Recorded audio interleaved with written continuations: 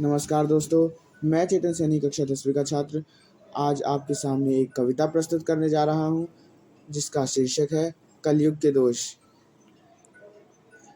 कविता संस्कार होती है। कविता हमारे भारत देश की संस्कृति है ना। कविता ताली बजवाने के लिए नहीं होती, ये बात मैं आपको पहले ही बता रहा हूँ, या सब्सक्राइब करवाने के लिए नहीं होती है।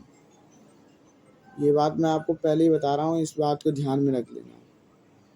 तो अब मैं शुरू करता हूँ कविता कलयुग के दोष। कलयुग के हैं रंग अनोखे, कलयुग के हैं ढंग अनोखे, इस धरती पर पाप बढ़ गया, कब आओगे कृष्ण कन्हैया। पिता की कोई कदर नहीं है। अब देखो, माता पिता की यहाँ कोई कदर ही नहीं है, उन्हें वृद्धाश्रम में छोड़ के आ जाते हैं। मैंने कई बार देखा है ऐसा, इसलिए मैं आप लोगों को ये बता रहा हूँ और इसलिए मैं आपसे विनती कर रहा हूँ, प्लीज़ ऐसा ना करिएगा आप कभी भी। पिता की कोई कदर नहीं है, ना माता की कदर यहाँ पर। पत्नी के वश में रहकर बेटा माता पिता को बहुत सताता। एक समय था जब प्रभु श्री राम जी गए थे पिता का वचन निभाने, आशीर्वाद लिया माता से, 14 वर्ष थे वन में बिताए। धन्य है वो श्रवण कुमार जिसे माता पिता की बहुत कदर थी, अपने अंधे माता पिता को चारों धाम की यात्रा कराई।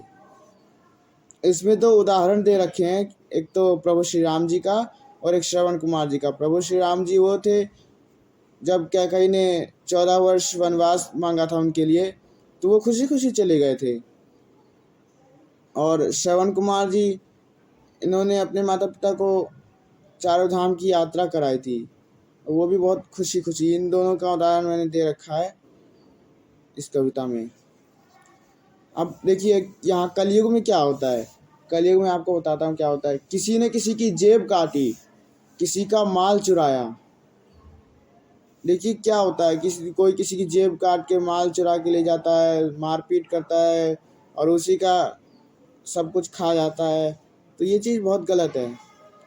किसी ने किसी की जेब काटी, किसी का माल चुराया, किसी ने किसी का गला काट दिया। देखो यही मैं बता रहा था ना कि मार देते हैं और उसको मिट्टी में दफना देते हैं। कई बार मैंने देखा है ऐसा।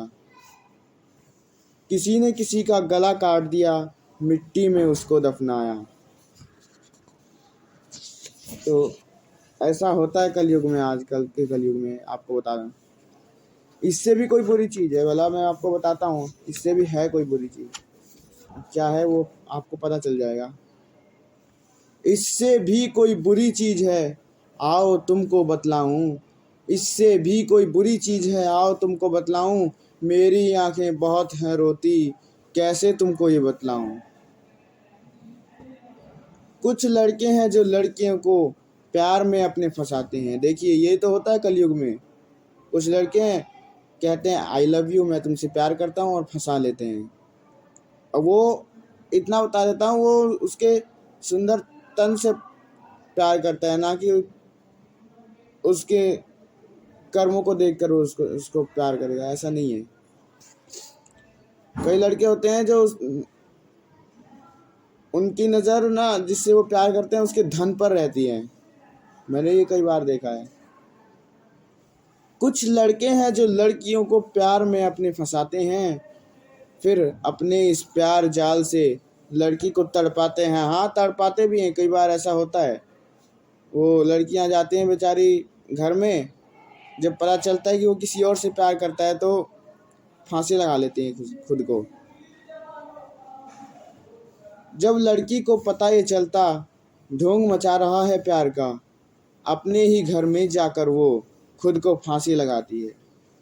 देखिए कितनी विडंबना है। तो प्लीज़ आपसे विनती है कि आप ऐसा ना करें, ये बहुत गलत चीज़ है।